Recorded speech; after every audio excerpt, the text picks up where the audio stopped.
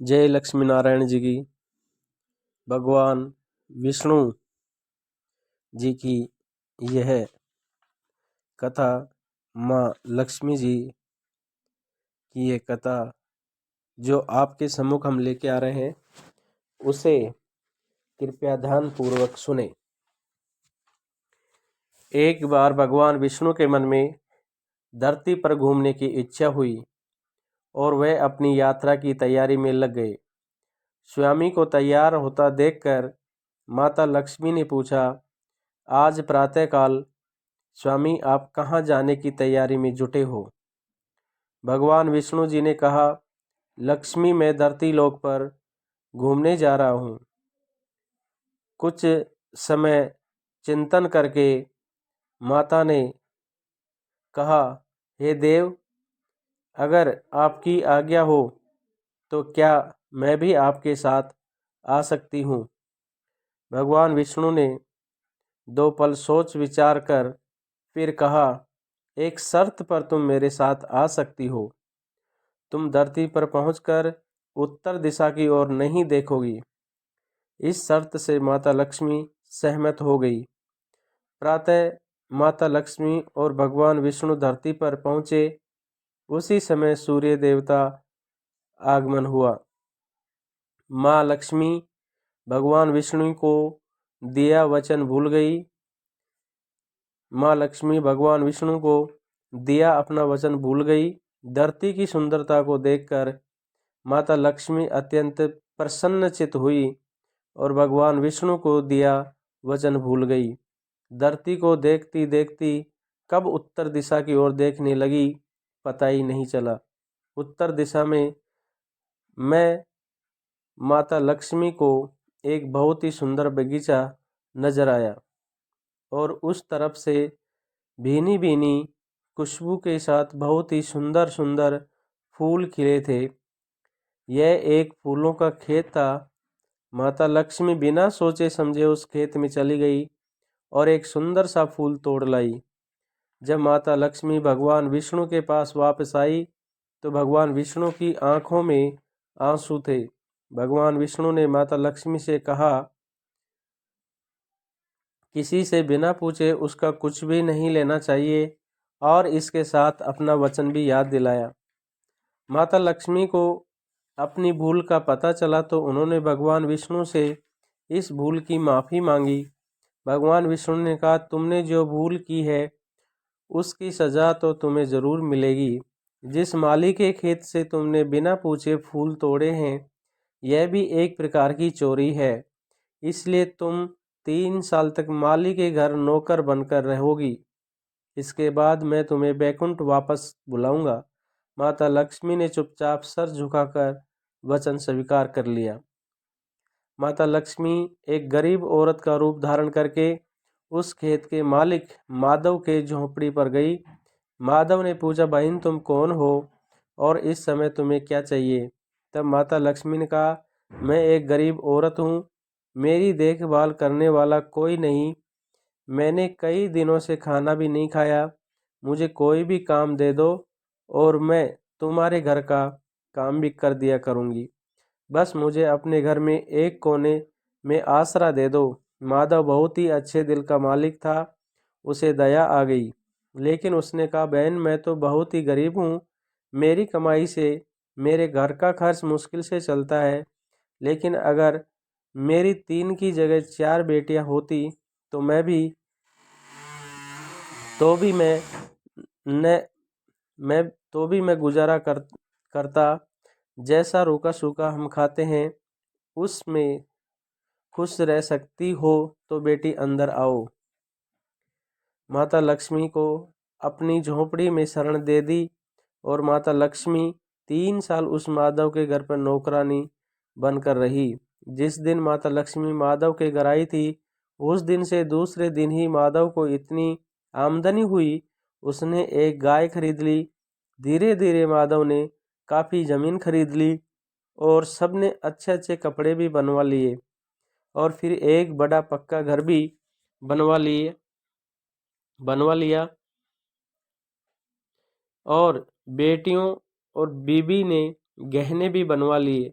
माधव हमेशा सोचता था कि मुझे यह सब इस महिला के आने के बाद मिला है।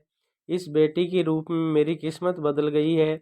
एक दिन माधव जब अपने खेतों से काम खत्म करके घर आया तो उसने अपने घर के सामने द्वार पर एक देवी स्वरूप गहनों से सजी एक औरत को ध्यान से देखकर पहचान गया। यह तो मेरी मुँह बोली बेटी यानी वही औरत है। वह पहचान गया कि यह तो साक्षात माता लक्ष्मी है। अब वह माधव का पूरा परिवार बाहर आ गया था और सब हैरान हो गए माता लक्ष्मी को देख रहे थे। माधव बोला, हे माता, हमें माफ़ कर, हमने तेरे से अनजाने में घर और खेत में काम करवाया। माता, यह कैसा अपराध हो गया। माता, हम सबको माफ़ कर दे। तब माता लक्ष्मी मुस्कुराई और बोली, हे माधव, तुम बहुत ही अच्छे और दयालु व्यक्ति हो। तुमने मुझे अपनी बेटी की तरह रखा। इसके बदले मैं तुम्हें वरदान देती हूँ कि तुम्हारे पास कभी भी खुशियों की और धन की कमी नहीं रहेगी। तुम्हें सारे सुख मिलेंगे जिसके तुम हकदार हो। और फिर माता अपने स्वामी के द्वार भेजे गए रथ में बैठकर बैकुंठ चली गई। गुरुवार को भगवान विष्णु की उपासना बहुत फलदायी मानी जाती है। अगर इस दिन भगवान विष्णु के इन मंत्रों का जाप किया जाए तो निश्चय ही धन संबंधी हर परेशानी दूर हो जाती है।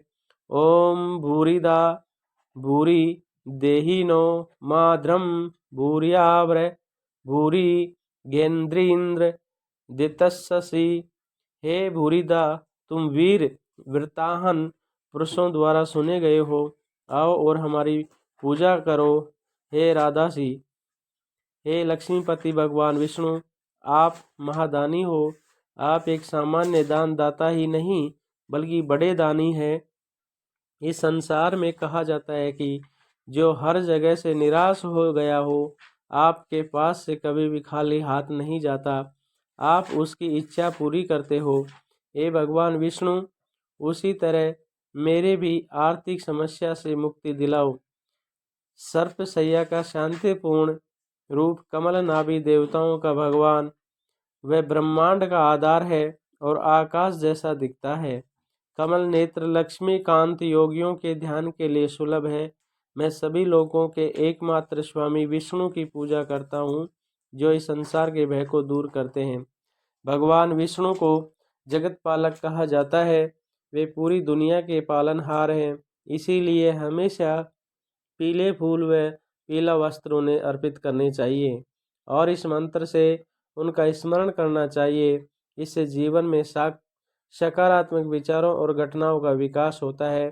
भगवान विष्णु और लक्ष्मी की पूजा जिस घर में होती है वह सुख और समृद्धि का भी वास होता है। जय श्री कृष्णा, जय श्री कृष्णा, जय लक्ष्मी नारायण, जय लक्ष्मी नारायण, जय लक्ष्मी नारायण। जय श्री कृष्णा। आज हम एक ब्राह्मण, युवा ब्राह्मण की कहानी आपके सम्मुख प्रस्तुत करते हैं। ये कथा हमारे देश के साक्षी गोपाल नामक एक मंदिर से जुड़ी हुई है।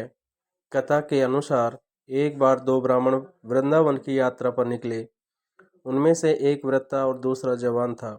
मार्ग लंबा और कठिन था, जिस वजह से उन दोनों यात्रियों को यात्रा के दौरान कई कष्टों का सामना करना पड़ा, क्योंकि आज की तरह जो सुख सुविधाएं, रेलगाड़ियां, बसें उस समय उपलब्ध नहीं थी।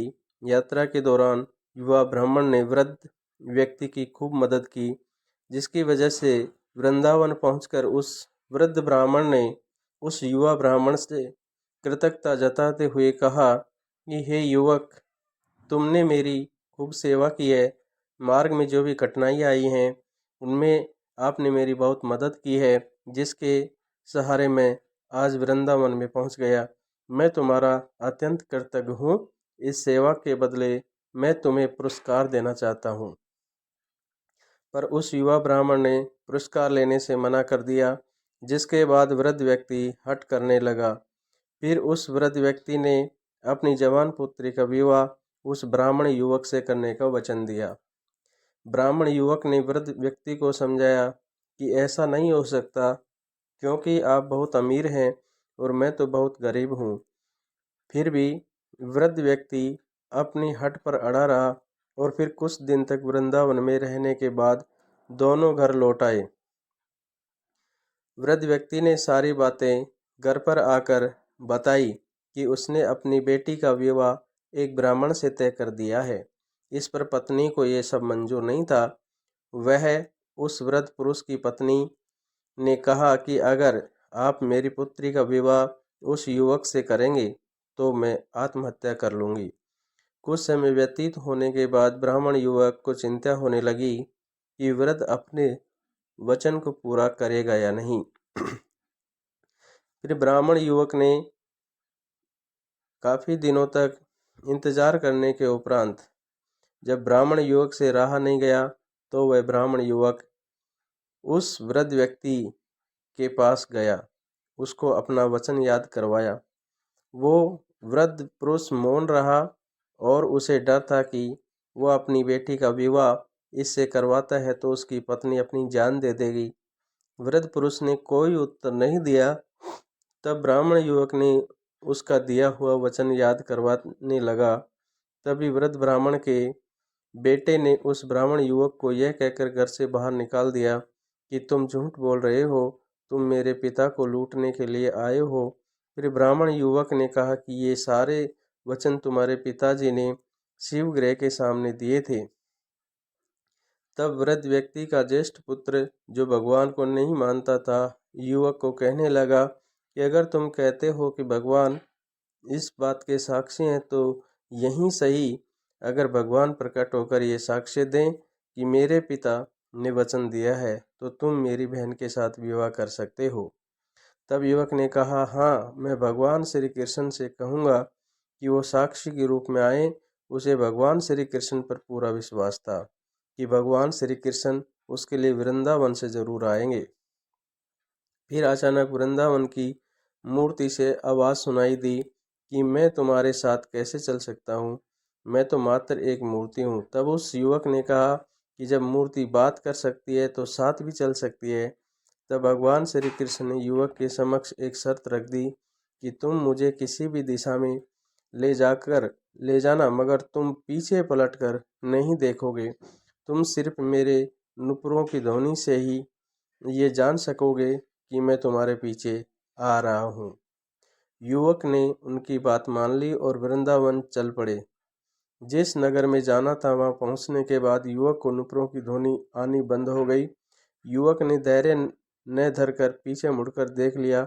मूर्ति वहीं पर स्थिर खड़ी हुई थी। अब मूर्ति आगे नहीं चल सकती थी क्योंकि युवक ने पीछे मुड़कर देख लिया था। वो युवक दौड़कर नगर पहुंचा, सब लोगों को इकट्ठा करके बोलने लगा कि देखो, वृंदावन श्री कृष्ण साक्षी रूप में आए हैं। लोग स्तंभ थे कि इतनी बड़ी मूर्ति इतनी दूर से चलकर कैसे आई। फिर भगवान श्री कृष्ण की मूर्ति ने सबके सामने ब्राह्मण युवक की गवाही दी। उसके बाद वृद्ध ब्राह्मण की पुत्री के साथ उसका विवाह संपन्न हुआ। विवाह के बाद उस युवक ब्राह्मण ने श्री विग्रह के सम्मान में उस स्थल पर एक मंदिर बनवाया और आज भी लोग इस मंदिर में साक्षात श्री गोपाल जी की पूजा करते हैं। तो हमारी आज की ये कथा आपको कैसी लग रही है ज़रूर बताएं और भगवान में विश्वास रखें, भगवान की श्रद्धा और अटूट विश्वास को बनाए रखें और प्रेम पूर्वक श्रद्धा पूर्वक आशा के अनुसार भगवान की पूजा करें, भगवान में निष्ठा बनाए रखें। जय श्री कृष्णा, जय श्री कृष्णा। श्री कृष्णा भगवान को कैसे प्राप्त करें। एक गांव में एक बूढ़ी माई रहती थी। माई का आगे पीछे कोई नहीं था, इसीलिए बूढ़ी माई बेचारी अकेली रहती थी। एक दिन उस गांव में एक संत आए। बूढ़ी माई ने महात्मा जी का बहुत ही प्रेम पूर्वक आदर सत्कार किया। जब महात्मा जी जाने लगे तो बूढ़ी माई ने कहा, महात्मा जी, आप तो ईश्वर के परम भक्त हैं, कृपा करके मुझे ऐसा आशीर्वाद दीजिए जिससे मेरा अकेलापन दूर हो जाए और अकेले रह रह कर अब मैं ऊब चुकी हूँ। तब उन महात्मा ने मुस्कुराते हुए अपनी झोली में से बाल गोपाल की एक मूर्ति निकाली और बुढ़िया माई को देते हुए कहा, माई ये लो, आपका बालक है, इसका अपने बच्चे की तरह प्रेम पूर्वक लालन पालन करती रहना। बुढ़िया माई बड़े लाड प्यार से ठाकुर जी का लालन पालन करने लगी। एक दिन गांव के कुछ शरारती बच्चों ने देखा कि माई मूर्ति को अपने बच्चे की तरह लाड कर रही है। नटखट बच्चों को माई से हंसी मजाक करने की सूझी। उन्होंने माई से कहा, अरे मैया सुन, आज गांव में जंगल से एक भेड़िया घुस आया है जो छोटे बच्चों को उठा कर ले जाता है और मार कर खा जाता है। तू अपने लाल का ख्याल रखना, कहीं भेड़िया इसे उठा कर ना ले जाए। बुढ़िया माई ने अपने बाल गोपाल को उसी समय कुटिया में विराजमान किया और स्वयं लाठी लेकर दरवाजे पर पहरा लगाने के लिए बैठ गई। अपने लाल को भेड़िए से बचाने के लिए बुढ़िया माई भूखी प्यासी दरवाजे पर पहरा देती रही। पहरा देते देते एक दिन बीता, फिर दूसरा, तीसरा, चौथा और 5वां दिन बीत गया। बुढ़िया माई 5 दिन और 5 रात लगातार बगैर पलके झपकाए भेड़िए से अपने बाल गोपाल की रक्षा के लिए पहरा देती रही। उस भोली भाली मैया का यह भाव देखकर ठाकुर जी का हृदय प्रेम से भर गया। अब ठाकुर जी को मैया के प्रेम का प्रत्यक्ष रूप से आस्वादन करने की इच्छा हुई। भगवान बहुत ही सुंदर रूप धारण कर वस्त्र आभूषणों से सुसज्जित होकर माई के पास आए। ठाकुर जी के पांव की आहट पाकर माई डर गई कि कहीं दुष्ट भेड़िया तो नहीं आ गया मेरे लाल को उठाने। माई ने लाठी उठाई और भेड़िए को भगाने के लिए उठ खड़ी हुई। माई ने कहा, तब श्याम सुंदर ने कहा, मैया मैं हूँ, मैं तेरा वही बालक हूँ जिसकी तुम रक्षा करती हो। माई ने कहा, क्या? चल हट, तेरे जैसे बहुत देखे हैं, तेरे जैसे सैकड़ों हमारे लाल पर न्यौछावर कर दूं। अब ऐसे मत कहियो, चल भाग जाए यहाँ से। ठाकुर जी मैया के इस भाव और एक निष्ठता को देखकर बहुत ज़्यादा प्रसन्न हो गए। ठाकुर जी मैया से बोले, अरे मेरी बोली मैया, मैं त्रिलोकीनाथ भगवान हूँ, मुझसे जो चाहे वर मांग ले, मैं तेरी भक्ति से प्रसन्न हूँ। बुढ़िया माई ने कहा, अच्छा आप भगवान हो, मैं आपको 100 प्रणाम करती हूँ। कृपा कर मुझे यह वरदान दीजिए कि मेरे प्राण प्यारे लाल को भेड़िया न ले जाए। तो बुढ़िया माई क्या कहती है कि मेरे प्राण प्यारे लाल को भेड़िया न ले जाए। अब ठाकुर जी और ज़्यादा प्रसन्न होते हुए बोले, तो चल मैया, मैं तेरे लाल को और तुझे अपने निज धाम लिए चलता हूँ, वहाँ भेड़िया का कोई भय नहीं है। इस तरह प्रभु बुढ़िया माई को अपने निज धाम ले गए। भगवान को पाने का सबसे सरल मार्ग है भगवान को प्रेम करो, निष्काम प्रेम। और बुढ़िया माई ने जो किया, हमें अपने अंदर बैठे ईश्वरीय अंश की काम, क्रोध, लोभ, मोह और अहंकार रूपी भेड़ियों से रक्षा करनी चाहिए। जब हम पूरी तरह से तन्मय होकर अपनी पवित्रता और शांति की रक्षा करते हैं तो एक न एक दिन ईश्वर हमें दर्शन जरूर देते हैं। जय श्री कृष्णा, जय श्री कृष्णा। जय लक्ष्मी नारायण जी की, जय श्री मद्भगवत गीता जी की। आज हम आपके सम्मुख 18वें अध्याय का महात्म्य प्रस्तुत करते हैं। श्री नारायण जी बोले, हे लक्ष्मी, 18वें अध्याय का महात्म्य सुनो। एक समय सुमेरु पर्वत पर देवलोक में इंद्र अपनी सभा लगाए बैठे था। उर्वशी नृत्य कर रही थी, बड़ा प्रसन्नता में बैठे थे। सभी देवता बड़ी प्रसन्नता में बैठे थे। इतने में एक चतुर्भुज रूप जीव को पार्षद ले आए और इंद्र से सब देवताओं के सामने कहा, तू उठ, इसको बैठने दे। यह सुनकर इंद्र सहन न कर सका, तेजस्वी को आसन पर बैठा दिया। इंद्र ने अपने गुरु बृहस्पति जी से पूछा, गुरु जी, आप त्रिकालदर्शी हो, देखो इसने कौन पुण्य किया है, इस पर यह इंद्रासन का अधिकारी है। और मैंने मेरे जाने तो इसे तीर्थ, व्रत, यज्ञ, दान कोई नहीं किया। यही सब बात बृहस्पति जी ने भगवान से कही। तब प्रभु ने बृहस्पति जी से कहा कि इसके मन में भोगों की वासना थी, परंतु ये गीता के 18वें अध्याय का नित्य पाठ करता था। उससे जब इसने देह छोड़ी तब मैंने आज्ञा करी, हे पार्षदों, तुम इसको लेकर इंद्रलोक से सुख भोगा दो। जब इसका मनोरथ पूरा हो जाए तब मेरी सायुज्य मुक्ति को पहुंचा दो। सो तुम जाकर भोगों की सामग्री इकट्ठी कर दो। तब इंद्र और सब देवता आकर इंद्र ने सब भोगों की वस्तु एकत्र कर दी और कहा, इंद्रलोक के सुखों को भोगो। कई काल इंद्रपुरी के सुख भोगकर फिर श्री भगवान की कृपा से सायुज्य मुक्ति पाकर वैकुंठ का अधिकारी हुआ। श्री नारायण जी कहते हैं कि हे लक्ष्मी, यह 18वें अध्याय का महात्म्य है। गंगा, गीता, गायत्री कलयुग में इन तीनों ही मुक्ति की दाता हैं। अतः हमें गीता जी का पाठ नित्य करना चाहिए और भगवान से प्रीति रखनी चाहिए। जय श्री नारायण, जय माँ भगवत गीता।